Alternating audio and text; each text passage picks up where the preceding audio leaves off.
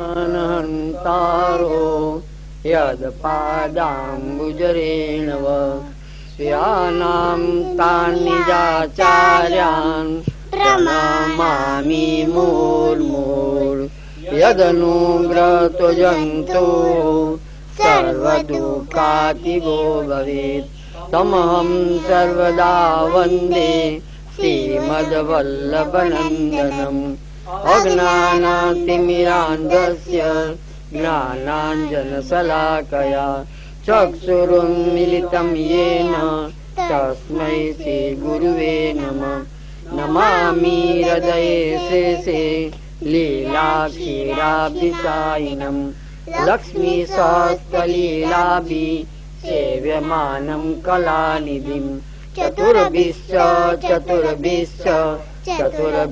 त्रिविष्टता षड्भिर्विराजते योषो पंचधा हृदये मम। श्रीमद् भगवद गीता अध्याय 11 श्लोक 43। पितासि लोकस्य चराचरस्य त्वमस्य पूज्यश्च गुरुर्गरीयान् न त्वत्समो सत्यभ्यकधिक कुतोन्यो लोकत्र येप्य प्रतिम प्रभाव। हे अप्रतिम प्रभाव वाला आप आ स्थिर ने जंगम लोकना पिता छो अने मोटा पूज्य गुरु छो। त्रण लोकमां पण आपनी समान अन्य कोई नथी, तो आपनी अधिक तो होय ज क्यांथी। भाई સૌથી પહેલા તો ભગવાનના કોઈ ગમે એટલા ગુણાનુવાદ ગાય, ભગવાનના કોઈ ગમે એટલા ગુણાનુવાદ ગાયા પછી છેલ્લે નેતિ નેતિ બોલે।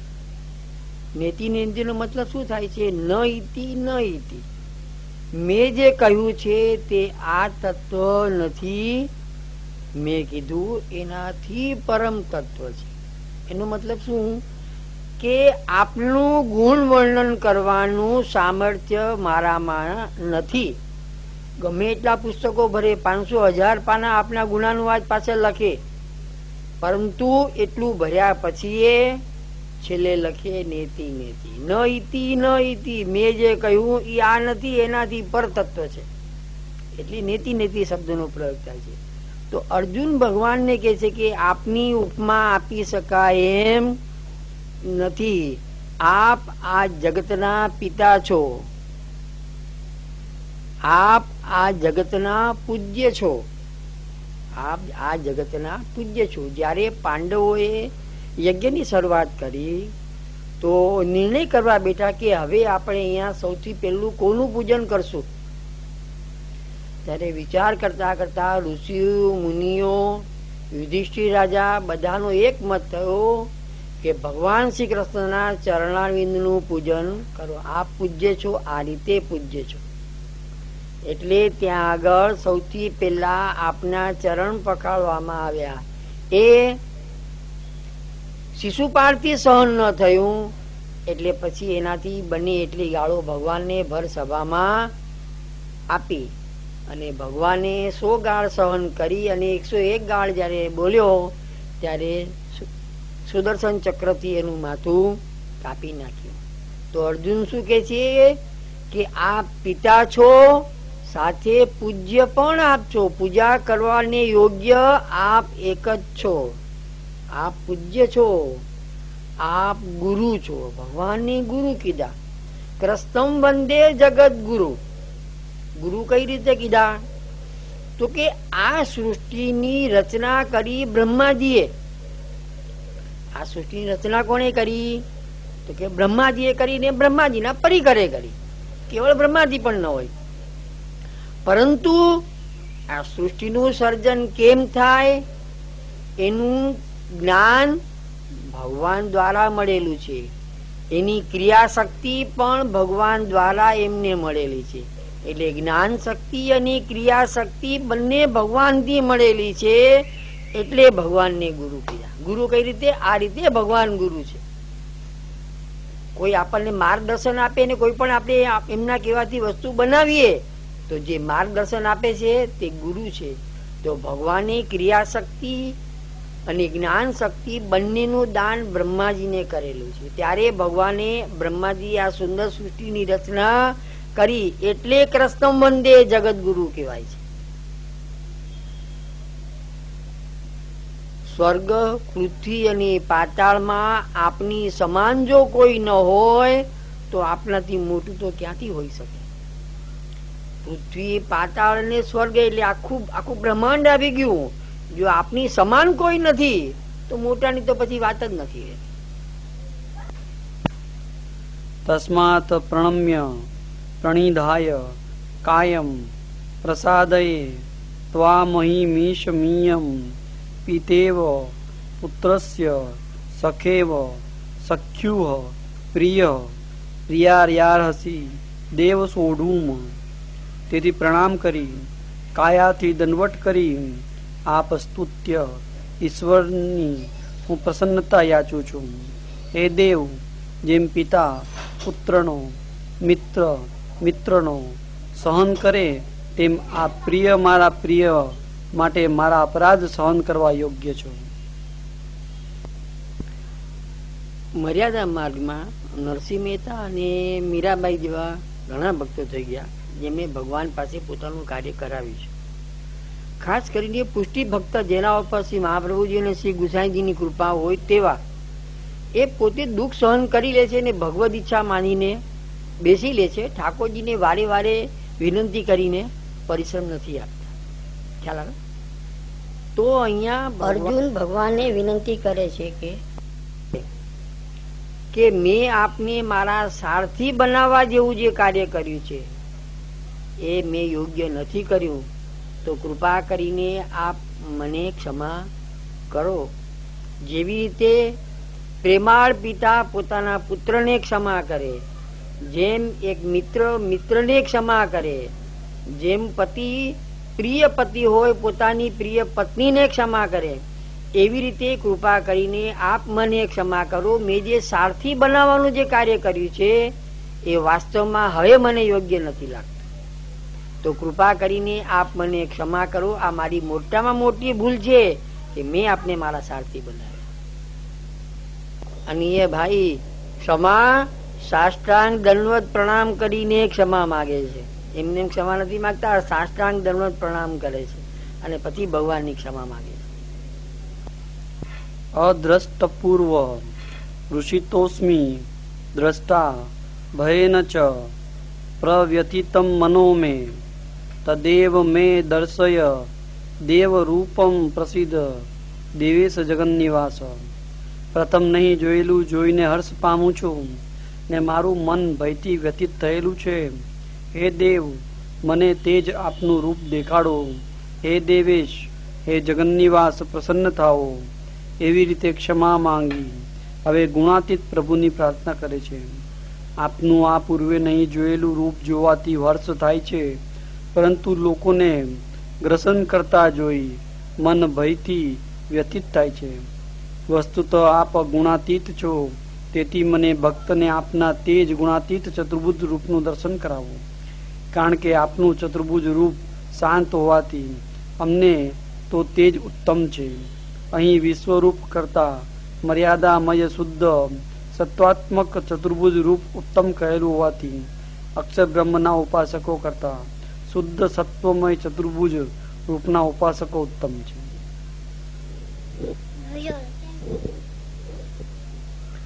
અર્જુન ભગવાનને કહે છે કે મેં આવું સ્વરૂપ પહેલી વાર જોયું, મને હર્ષ પણ થાય છે. આપના સ્વરૂપ જોઈને હું આનંદનો અનુભવ કરું છું, પરંતુ આપનું વિકરાળ સ્વરૂપ જોયું જેમાં આ બધાના માથા ચુંદાયેલા છે અને એ વિરાટ સ્વરૂપ જોઉં છું ત્યારે મને અંદરથી ભય પણ ઉત્પન્ન થાય છે.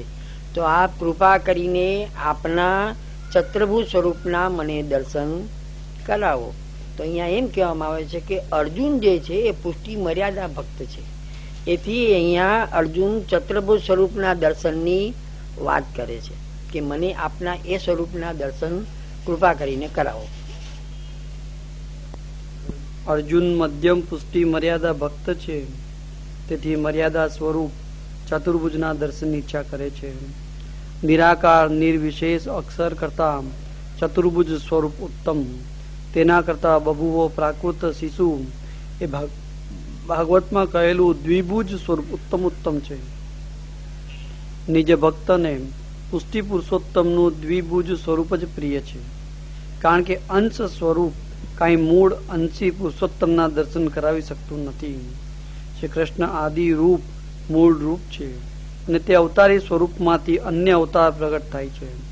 તેથી જ તે અવતાર શ્રી કૃષ્ણના દર્શન કરાવી શકતા નથી અને મૂળ રૂપ શ્રી કૃષ્ણ સર્વ અવતારના દર્શન કરાવી શકે છે. હવે વ્રજમાં ગ્વાલ બાલોને જ્યારે એમ થયું, ભગવાને જે અલગ અલગ પ્રકારની લીલા કરી, પૂતનાને મારવી, ગિરાજી ધારણ કરવો, અગાસુર બકાસુરને માર્યા, એથી અષ્ટસખાના મનમાં એ વાત તો દ્રઢ થઈ ગઈ કે આ પરબ્રહ્મ પરમાત્મા છે. એથી એ બધા કહે છે કે હવે આપના વૈકુંઠ ધામના દર્શન કરાવો. ત્યારે ભગવાન કૃપા કરી એમને કહે છે કે તમે આંખો બંધ કરી દો, અને એમને બધાને વૈકુંઠ ધામમાં દર્શન કરાવે છે. ત્યારે ભગવાન ચત્રભુજ સ્વરૂપ ધારણ કરેલા સિંહાસન ઉપર બેઠેલા છે એવા દર્શન થાય છે. થોડોક સમય આનંદ થાય છે, પરંતુ પાછું એમને વ્રજનું જે બાલ સ્વરૂપ છે, દ્વિભુજ સ્વરૂપ ધારણ કરેલું એ યાદ આવી જાય છે. ત્યારે ભગવાનને વિનંતી કરે છે કે બસ આપની લીલા અમે જોઈ લઈ, હવે પાછા વ્રજમાં લઈ જાઓ. આ શું બતાવે છે? ચતુર્ભુજ સ્વરૂપ કરતા દ્વિભુજ સ્વરૂપ અષ્ટસખાને વિશેષ પ્રિય છે. વ્રજવાલુ રે વૈકુંઠ નહીં આવું, ત્યાં નંદ કુંવર ક્યાંથી લાવું. શું કે છે અષ્ટસખા? વ્રજવાલુ વૈકુંઠ નહીં આવું, ત્યાં નંદ કુંવર ક્યાંથી લાવું. ખ્યાલ આવે? વ્રજવાલુ વૈકુંઠ નહીં આવું.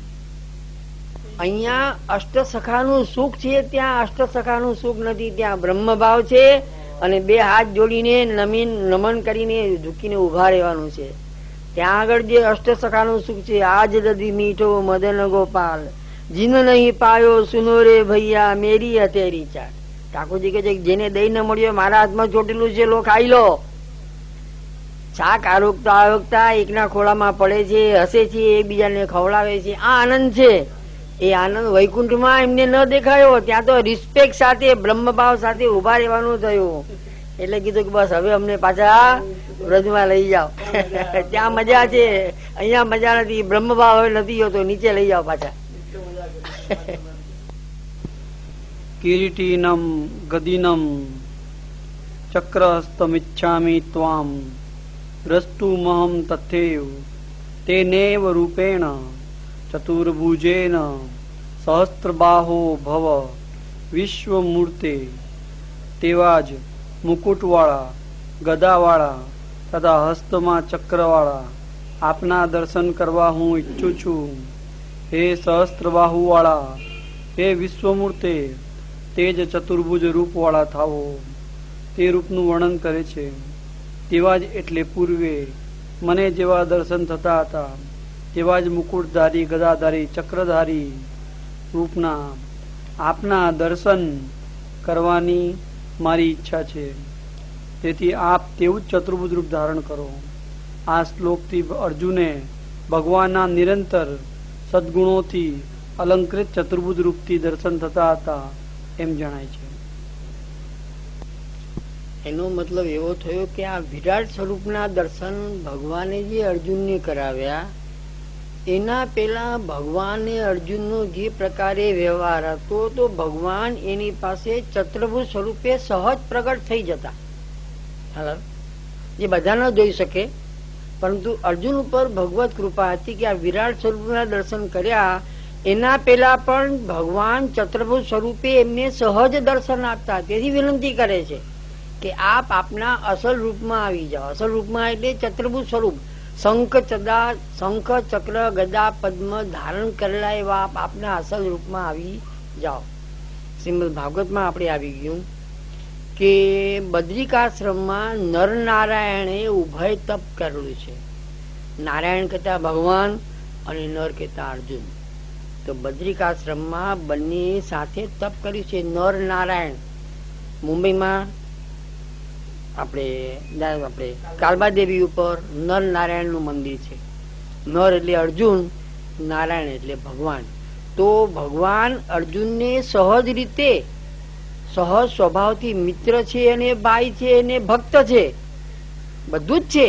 એટલે ભગવાન એમને સહજ ચતુર્ભુજ સ્વરૂપે અવારનવાર દર્શન આપતા. એથી ભગવાનને વિનંતી કરે છે કે હવે આપ આપનું વિરાટ સ્વરૂપ છુપાવી દો અને મને આપના ચતુર્ભુજ સ્વરૂપના દર્શન આપો.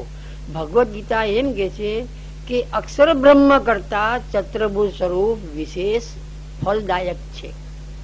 જ્ઞાનીઓ ઉપાસના કરી અને અક્ષર બ્રહ્મ સુધી જાય છે અને પરમ ભક્તો તે ચતુર્ભુજ સ્વરૂપના દર્શન કરે છે. એનો મતલબ ચતુર્ભુજ સ્વરૂપ જે છે તે અક્ષર બ્રહ્મ કરતા શ્રેષ્ઠ અને આનંદદાયક છે. શ્રી ભગવાન ઉવાચ મયા પ્રસન્નેન તવાર્જુનેદમ રૂપમ પરમ દર્શિતમાત્મયોગાત તેજોમયમ વિશ્વમનંતમાદમ યન્મે ત્વદન્યેન ન દ્રષ્ટપૂર્વમ. હે અર્જુન, પ્રસન્ન થઈને મેં આત્મયોગથી આ તેજોમય વિશ્વરૂપ અનંત આદ્ય અને તારા વિના પૂર્વે કોઈએ જોયેલું નહીં એવા મારા પરરૂપનું તને દર્શન કરાવ્યું. સ્વતઃ પ્રવૃત્તિ ઉત્પન્ન કરાવનાર અક્ષર સ્વરૂપના જ દર્શનથી પુષ્ટિ મિશ્ર ભક્તને તેમાં ભય રહિત રુચિ ઉત્પન્ન થતી નથી. ક્ષર અને અક્ષર અતીત આનંદ રસના સમુદ્રરૂપી હરિના સ્વરૂપામૃતમાં નિમગ્ન થયેલા ભક્તોને હરિના સ્વરૂપ વિના અનત્ય કોઈ સ્થળે રુચિ થતી નથી. એમ જાણી ભગવાન અર્જુનને સાંત્વન કરતા નીચે પ્રમાણે કહે છે. સર્વના મૂળ રૂપ ઉપનિષદોએ જેવા સ્વરૂપનું પ્રતિપાદન કરેલું છે તેવા દ્વિભુજ લાવણ્ય સમુદ્ર મહામનોરમ ગુણાતીત સર્વ વેદાંતોથી વેદ પરતત્વ પોતાના આશ્રિત ભક્તોને પ્રતિ વાત્સલ્ય અને કરુણાના સમુદ્ર રૂપ અચિંત્ય ઐશ્વર્ય અને યોગ વાળા મેં અંશી ભગવાન કૃષ્ણ તારા ઉપર પ્રસન્ન થઈ મારા ઐશ્વર્યના યોગથી આ તેજોમય વિશ્વરૂપ અનંત આદ્ય રૂપનું તને દર્શન કરાવ્યું. અન્ય સ્વરૂપના દર્શન કરવાનું સામર્થ્ય દ્વિભુજવાળા સદાનંદ રૂપ કૃષ્ણમાં જ છે એમ આથી સ્પષ્ટ થાય છે. શ્રી કૃષ્ણ મૂળ રૂપ ને અવતારી હોવાથી અન્ય રૂપોના દર્શન કરાવી શકે છે. તેથી જ કહેલું છે કે શ્રી કૃષ્ણના સ્વરૂપનું દર્શન કરવાનું અન્ય અવતારમાં સામર્થ્ય નથી. અન્યના રૂપોનું દર્શન કરાવવાનું શ્રી કૃષ્ણમાં જ સામર્થ્ય છે. જેવી રીતે અર્જુન ભગવાનને કે છે, અર્જુન ભગવાનને કે છે કે આ બધાને શરૂઆતમાં અધ્યાયમાં પહેલા અધ્યાયમાં કે આ બધાને મારવા કરતા હું ભીખ માગીને મારું પેટ ભરવું પસંદ કરું. બરાબર? તો એની આ વાત સાંભળી અને ભગવાન હસ્યા. તો શ્રી મહાપ્રભુજી આજ્ઞા કરે છે કે ભગવાન હસ્યા કેમ? તો કે કેવળ ક્ષત્રિય હોય એ શંખના સાંભળી એનું લોહી ગરમ થાય અને યુદ્ધ માટે તૈયાર થાય. પરંતુ અર્જુન ક્ષત્રિયથી વિશેષ ભગવાનનો ભક્ત છે અને ભક્ત આર્દ્ર હૃદયી હોય છે. બીજાના સુખ અને દુઃખને સમજે તે આર્દ્ર હૃદયી કહેવાય છે. એટલે ભગવાન સમજ્યા કે જે તું બોલે છે તે વાસ્તવિક બોલે છે, તારું ભક્ત હૃદય છે, ક્ષત્રિય હૃદય નથી. ક્ષત્રિય હૃદય હોય તો લોહી ગરમ થાય ને યુદ્ધ માટે તૈયાર થઈ જાય. અર્જુન એમ કે છે કે આના કરતા તો હું ભીખ માંગવી પસંદ કરીશ. આ બધાને મારીને મારે રાજ્ય જોતું નથી. ત્યારે ભગવાન હસ્યા કે તું ભક્ત છે ને ભક્તનો આ સ્વભાવ હોવો જ જોઈએ. વૈષ્ણવ જન તો તેને કહીએ પીડ પરાઈ જાણે. આટલો બધો અન્યાય હોવા છતાં પણ તારા મોઢામાંથી આજે આ શબ્દ નીકળે છે કે આ બધાને મારું, એના કરતા તો હું ભીખ માગીને મારું ગુજરાન ચલાવવું પસંદ કરું. એ વખતે ભગવાન હસ્યા. ત્યાં અહીંયા પણ ભગવાન હસ્યા. કેમ? તો કે અહીંયા પણ ભક્તનો સ્વભાવ પાછો ભગવાનને દેખાય. ભક્તનો સ્વભાવ શું?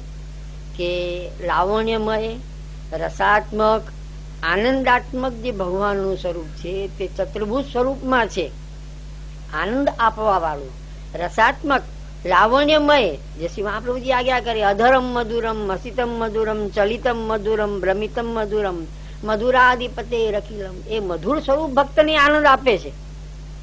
ભગવાન હસે છે કે જો પાછા ભક્તનો સ્વભાવ બીજી વાર દેખાયો એટલે ભગવાન હસ્યા. અને બીજી એક વાત અહીંયા એમ કરવામાં આવી છે કે ભગવાને જયારે આ વિરાટ સ્વરૂપ ધારણ કર્યું ત્યારે બધા દેવોને પોતાની અંદર બતાવી દીધા. ભગવાન સિવાય કોઈ પણ દેવ બધા સ્વરૂપને પોતાનામાં બતાવી શકે નહીં, અને એમાં પણ ખાસ કરીને કૃષ્ણ ભગવાનને પોતાની અંદર ન બતાવી શકે. એ કૃષ્ણ શું ભગવાન સ્વયં, ભગવાન શ્રી કૃષ્ણ એક જ છે કે જે પોતાના સ્વરૂપમાં મહાદેવજી બતાવી શકે, ગણપતિ બતાવી શકે, રુદ્ર બતાવી શકે, નાગ બતાવી શકે, બ્રહ્માજી બતાવી શકે, વિષ્ણુ બતાવી શકે, બધા દેવો બતાવી શકે. એ સામર્થ્ય કેવળ ભગવાન શ્રી કૃષ્ણમાં છે. એ બતાવે છે કે ભગવાન શ્રી કૃષ્ણ બધાથી પર તત્વ છે કે જે આ બધા સ્વરૂપને ધારણ કરી શકે છે, પરંતુ ઇતર દેવો બધા સ્વરૂપને ધારણ કરી શકતા નથી. એમાં ને એમાં પણ ખાસ કરીને શ્રી કૃષ્ણનું સ્વરૂપ કોઈ પણ દેવ ધારણ ન કરી શકે. એ બતાવે છે કે કૃષ્ણસ્તુ ભગવાન સ્વયં. વ્યાસજી જે કે છે કે કૃષ્ણસ્તુ ભગવાન, ભગવાન શ્રી કૃષ્ણ ભગવાન કેતાની સાથે જેનામાં 6 ધર્મ છે, ઐશ્વર્ય, વીર્ય, યશ, શ્રી, જ્ઞાન ને વૈરાગ્ય, તેને ભગવાન કહેવાય. એ સંપૂર્ણ ભગવાન હોય તો કૃષ્ણસ્તુ ભગવાન સ્વયં, એમ અહીંયા બતાવવામાં આવ્યું છે. ન વેદ યજ્ઞાદ્યનેન દાનેન ચ ક્રિયાભિર્ન તપોભિરુગ્રેહ એવં રૂપઃ શક્ય અહંનૃલોકે દ્રષ્ટુમ ત્વદન્યેન કુરુ પ્રવીર. હે કુરુ પ્રવીર, વેદો, યજ્ઞ, અધ્યયન, દાનો, ક્રિયાઓથી અથવા ઉગ્ર તપોથી પણ નૃલોકમાં તારા વિના અન્યથી મારા રૂપના દર્શન થવા શક્ય નથી. મારા અનુગ્રહથી પ્રાપ્ત ભક્તિ વિના અન્ય કોઈ પણ સાધનથી મારા રૂપના દર્શન શક્ય નથી. કેવલ અક્ષર વિશે વગેરે રૂપના તેઓના ઉપાસકોને વેદ, અધ્યયન વગેરે સાધનોથી દર્શન થાય, પરંતુ હું પુરુષોત્તમ શ્રી કૃષ્ણ માત્ર અનન્ય ભક્તિથી પ્રાપ્ત હોવાથી વેદ વગેરે સાધનોથી મારા દર્શન થવા શક્ય નથી. તારા ઉપર અનુગ્રહ હોવાથી તને મારા દર્શન થયા, પરંતુ અન્યને તેવા દર્શન થવા શક્ય નથી. ભગવાનનો અનુગ્રહ તેજ પુષ્ટિ, એમ શ્રીમદ ભાગવતમાં પણ કહેલું છે. ભગવાન ભાષ્યકાર શ્રીમદ આચાર્ય ચરણ પણ કહે છે, કૃતિથી સાધ્ય જ્ઞાન, ભક્તિ વગેરે સાધનોનો શાસ્ત્ર બોધ કરે છે. તેવા શાસ્ત્રમાં કહેલા સાધનોથી મુક્તિ થાય તે મર્યાદા માર્ગ છે, પરંતુ સાધનોથી રહિતને પણ ભગવાન પોતાના સ્વરૂપ બળથી જ પોતાની પ્રાપ્તિ કરાવે તે પુષ્ટિ કહેવાય. આ પ્રમેય માર્ગનું શ્રીમદ ભાગવતના 6 સ્કંદમાં અજામિલના આખ્યાનમાં ધર્મ અને વિષ્ણુના દૂતોના સંવાદમાં નિરૂપણ થયેલું છે, અને તેને ઉત્પત્તિ, ઉપપત્તિ, ભક્તિ હેતુ વગેરે ગ્રંથોમાં દર્શાવેલી છે. ભગવાન અર્જુનને કહે છે કે હું વેદથી, વેદ કેતા વેદનું જ્ઞાન અને ભગવાનને મેળવવામાં કહેલા વેદના સાધનો બંને વસ્તુ આવી જાય. હું વેદથી મળતો નથી એટલે એનો મતલબ એવો થાય છે, ગુરુજી આજ્ઞા કરે છે, વેદ કેતા વેદનું જ્ઞાન અને વેદમાં કહેલા ભગવાનને મેળવવાના સાધનો પણ અંદર આવી ગયા. ધ્યાન, ધારણા, સમાધિ, હોમ, હવન, જપ, તપ, આ બધું પણ એની અંદર આવી જાય. તો ભગવાન આજ્ઞા કરે છે કે હું વેદથી મળતો નથી. ઘણા હોમ કરો, હવન કરો, ઘણું દાન કરો, ઘણા યજ્ઞ કરો, ઘણું વિદ્યાભ્યાસ ભણો, વેદ ભણો, તો પણ હું મળતો નથી. કેવળ હું અનન્ય ભક્તિ દ્વારા પ્રસન્ન થાઉં છું. ભક્તિથી ભગવાન પ્રસન્ન થાય અને પ્રસન્ન થયેલા ભગવાન આપણને દર્શન આપે છે. મતલબ ભક્તિ પણ ગૌણ સાધન બની ગયું. ખ્યાલ આવે છે? ભગવાનની ઈચ્છા સર્વોપરી થઈ ગઈ. ભગવાન અનન્ય ભક્તિ દ્વારા પ્રસન્ન થાય છે એટલે ભક્તિ એક સાધન થઈ ગયું. ભગવાન અનન્ય ભક્તિ દ્વારા પ્રસન્ન થાય છે અને પ્રસન્ન થયેલા ભગવાન ભક્તને પોતાના દર્શન કરાવે છે. અર્જુન ભગવાન અર્જુનને કહે છે કે તારા જેવા જે ભક્તો છે હું એની પાસે પ્રગટ થાઉં છું, બધા પાસે પ્રગટ થતો નથી. યમે વૈશ્ય વર્ણુતે તે ન લભ્યા, જેનું હું વર્ણન કરું તે જ મને મળી શકે, બધા મને મળી શકતા નથી. એથી સંપ્રદાયનું નામ પુષ્ટિ માર્ગ કહેવામાં આવે છે. પુષ્ટિ એટલે ભગવાનની કૃપા, અને ભગવાનની કૃપા દ્વારા ભગવાન પ્રાપ્ત થાય તે પુષ્ટિ માર્ગ નિસાધન જીવો માટે શ્રી મહાપ્રભુજી અને શ્રી ગુસાઈજીનું પ્રાગટ્ય થયેલું છે. સમજો. બીજી એક વાત સમજવા જેવી છે કે આપણે ભગવાનના અંશ છીએ. આપણને અંદર રહેલો ચેતન તત્વ છે તે ભગવાનનો અંશ છે, અને બ્રહ્મા વિષ્ણુ મહેશમાં પણ ભગવાનનો અંશ આવેલો છે. તો ગુરુજી આજ્ઞા કરે છે કે એમનામાં ને આપણામાં ભેદ શું? તો કે આખી દુનિયાનો વર્લ્ડ સી જે છે, દુનિયાનો સમુદ્ર, આખો સમુદ્ર આવી ગયો. જમીન છોડી આ પૃથ્વી ઉપર જમીનને છોડીને જેટલો સમુદ્ર છે તેને વર્લ્ડ સી કહીએ. તો એની સામે પેસિફિક સાગર છે, એટલાન્ટિક સાગર છે, અરબી સમુદ્ર છે. આ બધા અલગ અલગ સમુદ્રના નામ આપેલા છે, પરંતુ આ બધા સમુદ્રો તે મુખ્ય સમુદ્ર છે એના અંશ કહેવાય. ખ્યાલ આવ્યો? અરબી સમુદ્ર કેટલો મોટો છે? જબરજસ્ત મોટો છે, પરંતુ એ અરબી સમુદ્ર વર્લ્ડ સી, દુનિયાના સમુદ્રનો એક હિસ્સો છે. પેસિફિક સાગર એ પણ દુનિયાના સમુદ્રનો હિસ્સો છે. એટલાન્ટિક મહાસાગર, મહાસાગર શબ્દ છે, છતાં પણ વર્લ્ડ સી નો તે હિસ્સો છે. એ પ્રમાણે બ્રહ્મા વિષ્ણુ ને મહેશ તે મોટા સાગર જેટલા ભગવાનના અંશ કહેવાય. ખ્યાલ આવ્યો? જયારે આપણે સમુદ્રમાંથી બહાર પડેલું કિનારા પરનું એક ટીપું હોય એવા ભગવાનના અંશ છે. તો બ્રહ્મા વિષ્ણુ ને મહેશ ભગવાનના અંશ ખરા, પરંતુ આટલા મોટા અંશો છે. આપણે ભગવાનના બિંદુ જેટલા અંશ છે. એમનામાં આપણામાં ભેદ આ છે. સમજો કે જેથી એમનામાં આટલી બધી સર્જનાત્મક શક્તિ આવી બ્રહ્માજીમાં, એનું કારણ એ ભગવાનના અંશ હોવા છતાં આટલા મોટા અંશ છે.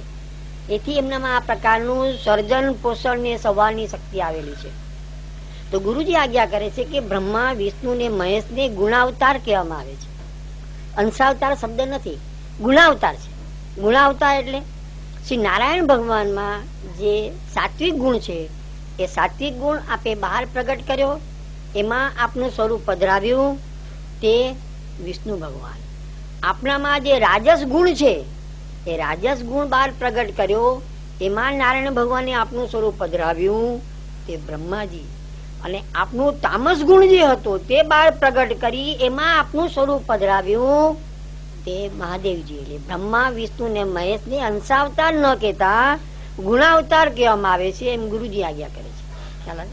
એમને ગુણાવતાર કે અંશાવતાર નથી કહેવાતા. કદાચ અંશાવતાર કરો તો આ રીતે પછી એમને માનવા પડશે. ખ્યાલ આવે ને?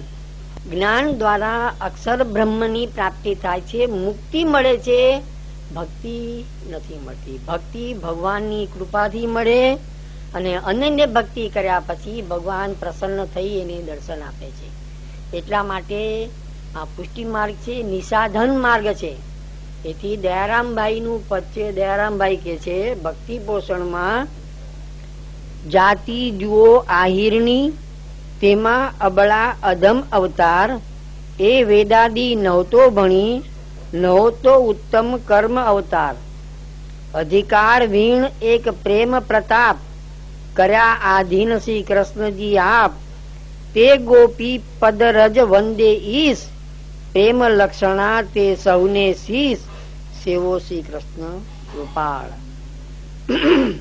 ગોપીજનો વેદ ભણ્યા નતા, પરંતુ ભગવાન પ્રત્યે એમને જે અસીમ સ્નેહ હતો, અસીમ ભક્તિ હતી, એથી તે સર્વોપરી થઈ ગયા.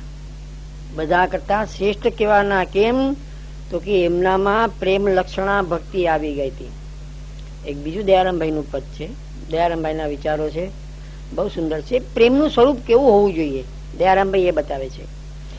એક વાર આખા દિવસમાં પણ મળ્યા વિના ન રહેવાય. પ્રેમના લક્ષણ બતાવે છે દયારામભાઈ. પ્રેમ કોને કેશો? તો કે એક વાર આખા દિવસમાં મળ્યા વિના ન રહેવાય.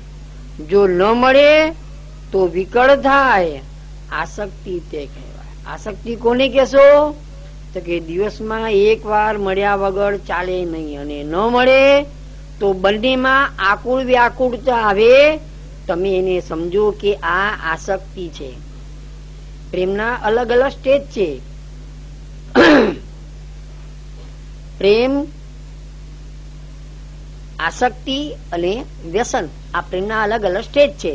પછી આગળ શું કે છે? એક વાર આખા દિવસમાં પણ મળ્યા વિના ન રહેવાય. જો ન મળે તો વિકળ થાય. આસક્તિ તે કહેવાય. વ્યસન આવું જ્યારે થાય, સામા સામી હૃદય વિંધાય. વ્યસન કોને કહેવાય? બંનેનું હૃદય જ્યારે વિંધાઈ જાય અરસપરસ, તેને વ્યસન કહેવાય. વ્યસન આવું જ્યારે થાય, સામા સામી હૃદય તે વિંધાય. તન્મયતા તે મૃત્યુ સમાન. આ ચારે આવે આપે હરિદાન. પ્રેમ, આસક્તિ, વ્યસન અને તન્મયતા, આ ચાર પ્રેમના લક્ષણ છે. પણ દયારામભાઈ કે છે કે આ બધું આવે ક્યારે? ઠાકોરજી કૃપા કરે તો, નહીં તો આવતું નથી. એરે મંડાણનું મૂળ હરી ઈચ્છા, કૃપા વિના સિદ્ધિ નવ થાય હોજી રે. એરે મંડાણનું મૂળ હરી ઈચ્છા, ભગવાનની કૃપા હોય. પુષ્ટિ શબ્દ એટલે આગળ આવી ગયો. એરે મંડાણનું મૂળ હરી ઈચ્છા, ઠાકોરજી કૃપા કરે તો પ્રેમ, આસક્તિ, વ્યસન અને તન્મયતા એ ધીરે ધીરે કરીને ભક્ત આગળ વધે. પરંતુ આમાં ભગવદ ઈચ્છા કારણરૂપ છે. એટલે ભગવાન આજ્ઞા કરે છે અર્જુનને, યમે વૈશ્ય વર્ણુતે તેન લબ્ધ્યા. જેનું વર્ણ હું કરું છું, હું કેવળ એની પાસે જ પ્રગટ થાઉં છું. વેદનું કોઈ પણ સાધન મને પ્રસન્ન કરી શકતું નથી, એમ ભગવાન આજ્ઞા કરે છે. મા તે વ્યથા મા ચ વિમૂઢ ભાવો દ્રષ્ટા, રૂપમ ઘોરમીદમ મેદમ વ્યપેત બીહ પ્રીતમનાહ પુનસ્વમ તદેવ મે રૂપમિદમ પ્રપસ્ય. મારું આવું ઘોર રૂપ જોઈને તને વ્યથા અથવા વિમૂઢતા ન થાવો. તું ભયભીત, ભય રહિત, પ્રસન્ન મનવાળો થઈ મારા આ તેજ રૂપમાં દર્શન કર. ભાઈ, જેવી રીતે કોઈ બાળક ભયભીત થાય તો માતા એને છાતીએ લગાડી દે. કોઈ બાળક જયારે બિયાઈ જાય તો માતા એને છાતીએ લગાડે.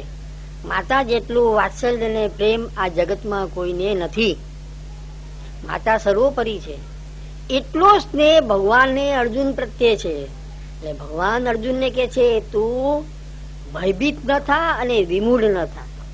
બે શબ્દ ભગવાન વાપરે છે કે તું ભયભીત ન થા, આ મારું ઘોર રૂપ જોઈ તને પીડા ન થાવ, અને તું વિમૂઢ ન થા. વિમૂઢ થવું એટલે ચેતન શક્તિ હણાઈ જવી. કોઈ માણસ ઠગાઈ ગયો હોય ને કેમ આમ શબ્દ ઉભો રહી જાય, તો સામે કોઈ વિકરાળ સિંહ આવ્યો તો કેમ માણસ બધું જ એનું ચેતન હણાઈ જાય, એ પ્રમાણે વિમૂઢ થઈ ગયો કહેવાય. તો ભગવાન અર્જુનને કે છે કે તું પીડા તને થાય છે એ મને ગમતું નથી, તું વિમૂઢ થઈ ગયો છે. હું તો તારા ઉપર પ્રસન્ન છું અને પ્રસન્નતા માટે મેં તને આ મારું સ્વરૂપ બતલાવ્યું છે. તને ભય ઉત્પન્ન કરવા સ્વરૂપ નથી બતાવ્યું. આ જોઈને તને આનંદ થાય એટલે મેં આ મારું સ્વરૂપ બતલાવ્યું છે. પણ તને ભય લાગે છે એટલે હું મારું સ્વરૂપ છોડી દઉં છું. ખ્યાલ આવે ને? ખૂબ પ્રેમથી, ખૂબ વાત્સલ્યથી અને સ્વામિત્વ પ્રગટ કરવા માટે મેં તને મારું આ વિરાટ સ્વરૂપ બદલાયું. પણ તને ભય થાય છે, તું વિમૂઢ જેવો થઈ ગયો છે, જ્યાં હું મારું સ્વરૂપ છોડી દઉં છું. એ પ્રમાણે હસતા હસતા ભગવાન પાછું પોતાનું સ્વરૂપ છોડી ચતુર્ભુજ સ્વરૂપમાં આવી જાય છે. જેવી રીતે માતા પોતાના બાળકને છાતીએ લગાડી દે, એને પ્રેમ સિવાય કાંઈ નથી, એટલો જ પ્રેમ ભગવાનને અર્જુન પ્રત્યે છે. એટલે ભગવાન કહે છે કે તને ભય લાગે છે, લે જા, મેં આ મારું સ્વરૂપ છોડી દીધું. એમ કહી ભગવાન પાછા ચતુર્ભુજ સ્વરૂપમાં આવી ગયા. સંજય ઉવાચ ઇત્ય અર્જુનમ વાસુદેવસ્ત તથોક્ત્વા સ્વકમ રૂપમ દર્શયામાસ ભૂયઃ આશ્વાસયામાસ ચ ભીતમેનમ ભૂત્વા પુનઃ સૌમ્ય પુર મહાત્મા. વાસુદેવે અર્જુનને એ પ્રમાણે કહી પુનઃ પોતાનું પ્રથમ રૂપ દેખાડ્યું, ને તે મહાત્માએ પુનઃ સૌમ્ય વપુ ધારણ કરી લીધેલા તેને અર્જુનને આશ્વાસન આપ્યું. ભગવાને અર્જુનને એ પ્રમાણે કહી પોતાનું ચતુર્ભુજ રૂપ દર્શન કરાવ્યું. પરંતુ એ રૂપવાળા પાસે પણ સારથીપણું કરાવવું યોગ્ય નથી એમ માની અર્જુને નીચે ઉતરી સ્તુતિ કરવા તત્પર જોઈ મહાત્મા ભગવાને પુનઃ સૌમ્ય રૂપ ધારણ કરી અર્જુનને આશ્વાસન આપ્યું. સર્વેશ્વર, પરમ પુરુષ, પરબ્રહ્મ, જગત ઉપર ઉપકાર કરવા મનુષ્ય દેહ ધારણ કરનાર વસુદેવના પુત્રનું પોતાનું રૂપ 4 ભુજાવાળું જ હતું. કંસથી ભય પામેલ વસુદેવની પ્રાર્થનાથી તેમણે 2 ભુજાઓનો ઉપસંહાર કરેલ તે કંસના વધ પછી પ્રગટ કરેલી. દ્વેષી શિશુપાલ પણ વસુદેવના 4 ભુજાવાળા રૂપનું જ સદા ચિંતન કરતો. સંજય ધૃતરાષ્ટ્રને કહે છે કે આ પ્રમાણે આજ્ઞા કર્યા પછી ભગવાન આપના ચતુર્ભુજ સ્વરૂપમાં પાછા આવી ગયા. ચતુર્ભુજ સ્વરૂપમાં આવી ગયા પછી અર્જુનને પાછો વિચાર આવે છે કે ચતુર્ભુજ સ્વરૂપ જોઈએ એટલે બ્રહ્મભાવ સહજ આવી જ જવાનો છે. એ બ્રહ્મભાવ જે આવ્યો એટલે નીચે ઉતરીને પ્રાર્થના કરી કે આ સ્વરૂપને તો સારથી બનાવીને પરિશ્રમ ન અપાય. અને નીચે ઉતરીને જયારે હાથ જોડ્યા એ ઠાકોરજીને થયું કે હજી આનું મન બરાબર સ્વસ્થ થયું નથી. વિરાટ સ્વરૂપના દર્શન કર્યા પછી જે ભય આવી ગયો હતો એ ચતુર્ભુજ સ્વરૂપ જોયા પછી એ ભય હજી નિર્ભય થયો નથી. માટે ભગવાને પાછું વિશેષને બતાવી દ્વિભુજ સ્વરૂપ ધારણ કર્યું. ચતુર્ભુજ સ્વરૂપના દર્શન કર્યા ત્યારે અર્જુનને થયું કે ઠાકોરજીને આ સ્વરૂપને તો સારથી બનાવવા માટે પરિશ્રમ ન અપાય. એમ જયારે ભગવાને જોયું ત્યારે ભગવાને આપનું દ્વિભુજ સ્વરૂપ ધારણ કર્યું. અને અહીંયા ભગવાન માટે મહાત્મા શબ્દ પ્રગટ થયેલો છે. મહાત્મા બીજાના દુઃખને સમજે તે મહાત્મા. અહીંયા ભગવાન માટે મહાત્મા શબ્દ વાપરે છે. વાત્સલ્ય સહ જે ભગવાનનો સ્વભાવ જે છે એટલા માટે અહીંયા મહાત્મા શબ્દ વાપરે છે. અર્જુન ઉવાચ ઇષ્ટે વદમ માનુષમ રૂપમ તવ સૌમ્યમ જનાર્દન ઇદાનીમસ્મિ સંવૃત્ત સચેતા પ્રકૃતિગત. હે જનાર્દન, આ આપનું સૌમ્ય માનુષ રૂપ જોઈને હું હમણાં સચેત થયો છું અને પ્રકૃતિમાં આવ્યો છું. આ આપનું સૌમ્ય એટલે સુંદર માનુષ રૂપ જોઈ મારું ચિત્ત પ્રકૃતિ થોડા સ્વસ્થ થયા છે. ભગવાનનું આ દ્વિભુજ સ્વરૂપ જોઈ અર્જુનમાં પ્રસન્નતા આવી અને જે ભય હતો તે બધો નીકળી ગયો અને મન પ્રસન્ન થઈ ગયું. શ્રી ભગવાન વાચ સુદુર્દર્શમિદમ રૂપમ દ્રષ્ટવાનસી યન્મમ દેવા અપ્યસ્ય રૂપસ્ય નિત્યમ દર્શનકાંક્ષિણઃ. જે આ મારા રૂપના તે દર્શન કર્યા તેના દર્શન થવા અતિ કઠિન છે. દેવો પણ આ રૂપના દર્શનની નિત્ય આકાંક્ષા રાખે છે. જે મારા અકળ વિશ્વ રૂપના તને દર્શન થયા તેના દર્શન થવા બહુ દુર્લભ છે. કેમ કે દેવો પણ એના દર્શન કરવા નિરંતર આકાંક્ષા રાખે છે. પરંતુ તેઓમાં અનુગ્રહનું બીજ નહીં હોવાથી તેઓને પણ આ દર્શન થતા નથી. ભગવાન અર્જુનને કહે છે કે જે સ્વરૂપના મેં તને દર્શન કરાવ્યા એ સ્વરૂપ દેવોને પણ દુર્લભ છે. દેવો પણ ઈચ્છા કરે છે કે મારા એ સ્વરૂપના દર્શન થાય, પરંતુ એ સ્વરૂપના અધિકારી એ પણ નથી. કેવળ તું મારો ભક્ત છે ને મારી ઈચ્છા છે એનું આ પરિણામ છે કે તું એ સ્વરૂપના દર્શન કરી શક્યો. જપ, તપ, હોમ, હવન, ધ્યાન, ધારણા, સમાધિ, યજ્ઞ, પૂજા કોઈ પણ સાધનથી આ સ્વરૂપના દર્શન થતા નથી. કેવળ મારી ઈચ્છા હોય તો જ આ સ્વરૂપના દર્શન થઈ શકે છે. આ સ્વરૂપ અતિ દુર્લભ છે અને તે કેવળ અનુગ્રહનું બીજ હોય તો જ આ જ વસ્તુ શક્ય બને. અનુગ્રહનું બીજ એટલે શું? અનુગ્રહનું બીજ કહેતા જેને આપણે એમ કહીએ એક માસ્ટર પ્લાન. માસ્ટર પ્લાન હોય. માસ્ટર પ્લાન નો મતલબ શું? કે આ જગતમાં જે આસુરી તત્વ વધી ગયું છે, ભગવાન જયારે શાંતિથી બિરાજતા હોય ત્યારે વિચાર કરે કે આ જગતમાં જે આસુરી તત્વ વધી ગયું છે તેને નષ્ટ કરવો છે. એના માટે અર્જુનની મદદ, અર્જુનને નિમિત્ત બનાવવો પડશે, અર્જુનની સહાયતા કરવી પડશે. આજે ભગવાનનો જે વિચાર છે તેને અનુગ્રહ બીજ કહેવાય. હજી કાર્યની શરૂઆત નથી થઈ, પરંતુ મનમાં જે વિચાર ઉત્પન્ન થવો ભગવાનનો કે અર્જુનને મારે આમાં નિમિત્ત બનાવવો છે ને આ કાર્ય મારે અર્જુન દ્વારા કરવું છે. તો આ ભગવાનનો જે વિચાર તે અનુગ્રહ બીજ. ખ્યાલ આવે? માસ્ટર પ્લાન કોને કહેવાય? કે ભાઈ હવે આ કાર્ય આપણે આ રીતે કરવાનું છે, તો હવે આ કાર્યમાં મદદ કોની લેવી? તો કે અર્જુનની લઈએ. અર્જુન દ્વારા આપણે આ કાર્ય કરીએ તો આને કહેવાય અનુગ્રહ બીજ. આને અહીંયા નિમિત્ત બનાવવો છે. જેવી રીતે ગોપીજનોને ઉપદેશ આપવા માટે કરીને ભગવાનને ઉદ્ધવજીને નિમિત્ત બનાવ્યા, એ અનુગ્રહ બીજ. ભગવાને વિચાર કર્યો કે આ કાર્ય માટે કોને મોકલાય મથુરાથી? તો કે ઉદ્ધવજીને મોકલાવો. તો આ ભગવાનનો જે વિચાર જે આવ્યો તે અનુગ્રહ બીજ. એ પ્રમાણે આ કુરુક્ષેત્રના મેદાનમાં નિમિત્ત કોને બનાવો? તો કે અર્જુનને બનાવો. આ બનાવવાનો ભગવાનનો જે વિચાર છે તે અનુગ્રહ બીજ થઈ ગયો. અને પછી એ બીજનો ધીરે ધીરે વિકાસ થયો. અર્જુનના ભગવાન અર્જુનની નિકટમાં આવ્યા, દેવદૂત તરીકે બી મોકલાવ્યા, વિદુરજીને ભગવાને ત્યાં આગળ મોકલાવ્યા, સમજાવવાનો પ્રયાસ કર્યો. છેલ્લે આપ શાંતિદૂત બનીને પણ ગયા તો પણ આ લોકો ન માન્યા, દુર્યોધન ન માન્યો અને છેલ્લે યુદ્ધ થયું. તો આ બધું જે થયું એમાં અર્જુનને નિમિત્ત બનાવવાનો ભગવાનનો જે સંકલ્પ તે અનુગ્રહ બીજ. નાહમ વેદેનમ તપસાન દાનેન ચેજ્જયા શક્ય એવં વિદો દ્રષ્ટુમ દ્રષ્ટવાનસી મામ યથા કૃતિ સાધ્યમ સાધન જ્ઞાન ભક્તિ રૂપમ શાસ્ત્રેણ બોધ્યતે તાભ્યામ વિહિતાભ્યામ મુક્તિ મર્યાદા તદ્રહિતાનામપી સ્વસ્વરૂપ બલેન સ્વપ્રાપણમ પુષ્ટિ નાયમાત્મા પ્રવચનેન લભ્યો ન મે ગયા ન બહુના શ્રુતેન યમે વૈષ્ણવ વરુણતે તેન લભ્યા તસ્યેષ આત્મા વૃણુતે તનુમ સ્વામ. જેવા મારા તને દર્શન થયા તેવા દર્શન વેદોથી, તપથી, દાનથી તથા યજ્ઞથી થવા શક્ય નથી.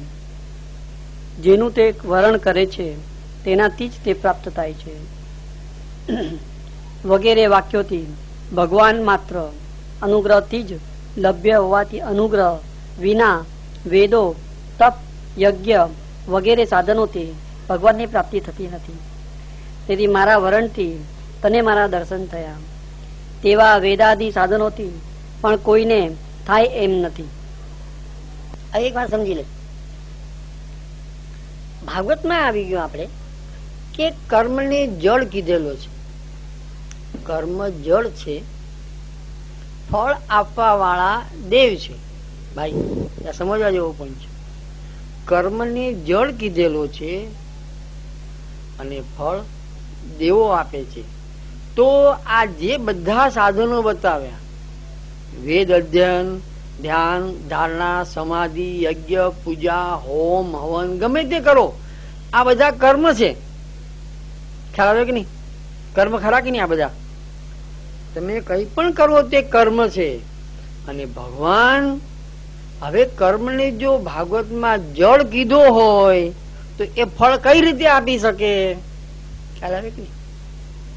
જેવી રીતે મેં તને કીધું હતું કે કોઈ માણસ મરવા પડ્યો હોય અને કોઈ એમ કે ભાઈ તમે ગાયનું દાન કરો કે જેથી આ માણસનો જીવ નીકળી જાય, બિચારો બહુ રીબાતો હોય, તો ગાયનું દાન કર્યું. હવે ગાયનું દાન કર્યા પછીનો આત્મા ખેંચવાનું કામ કોણ કરશે? ગાય કરશે કે દાન લઈ ગયો તે બ્રાહ્મણ કરશે કે કોણ કરશે? કોઈ નહીં કરી શકે. કેમ? તો કે કર્મ તો જળ છે. તો કર્મ કરતા ભગવાનનું પ્રાધાન્ય વિશેષ છે. એ બતાવવા માટે ભગવાન આજ્ઞા કરે છે કે હું કોઈ પણ કર્મથી મળતો નથી, મારી ઈચ્છા સર્વોપરી છે. કારણ કે કર્મ તો જળ છે. જો કર્મ દ્વારા ભગવાન મળી જતા હોય તો ભગવાન કર્મને આધીન થઈ ગયા એમ કહેવાય. ભગવાન કે હું કોઈને આધીન નથી, કેવળ મારી ઈચ્છાને આધીન છું. આ પોતાનું સ્વ મહાત્મ્ય બતાવવા માટે ભગવાન આજ્ઞા કરે છે. હું કેવળ મારી ઈચ્છાથી મળું છું, કર્મથી મળતો નથી. હા, કર્મ દ્વારા હું પ્રસન્ન જરૂર થાઉં છું. તો પછી આટલું બધું વેદ અને ઉપનિષદ લખવાની જરૂરિયાત શું? જો ભગવાને ખાલી એટલું જ કહી દીધું હોય કે હું કર્મથી મળતો નથી, તો બધા પુસ્તકો લખવાની જરૂરિયાત શું પડી ભાઈ? વેદ શા માટે લખ્યા, ગીતા શા માટે લખી, ભાગવત શા માટે લખ્યા, વિચાર આવે કે ના આવે? તો ભગવાન આજ્ઞા કરે છે કે આ બધા દ્વારા મને કૃપા કરવાનું મન થાય છે. ખ્યાલ આવ્યો? આ બધા દ્વારા મને કૃપા કરવાનું મન થાય છે, ત્યારે હું મારા સ્વબળથી, મારા સામર્થ્યથી તેને ભક્તિનું દાન કરું છું અને અનન્ય ભક્તિ દ્વારા હું પ્રસન્ન થાઉં છું અને એની પાસે પ્રગટ થાઉં છું. એટલે ભગવાન કેવળ આપની ઈચ્છાને આધીન છે. યમે વૈશ્ય વૃણુતે તેન લભ્યા, જેનું હું વરણ કરું હું કેવળ એને જ મળું છું. જેથી ભગવાનનું સ્વ સામર્થ્ય પણ રહ્યું અને ભાગવતમાં કહેલું છે કે કર્મ જળ છે એ વાત પણ રહી. ભગવાનનું સ્વ ભક્ત્યા ત્વનન્યયા શક્ય અહમેવમ વિદોર્જુન જ્ઞાતુમ દ્રષ્ટુમ ચ તત્વેન પ્રવેષ્ટુમ ચ પરમ તપ. પરંતુ હે અર્જુન, હે પરમ તપ, અનન્ય ભક્તિથી એવા પ્રકારનો હું જ્ઞાન થવાને, દર્શન થવાને તથા તત્વથી પ્રવેશ થવાને શક્ય છું. જેનું ભગવાન વરણ કરે છે તે જીવ અનન્ય ભક્તિથી ભગવાનને પ્રાપ્ત કરી શકે એમ કહે છે. હે અર્જુન, હે પરમ તપ, જો કે મેં સર્વનો નિરોધ કરવા અવતાર ધારણ કરેલો છે.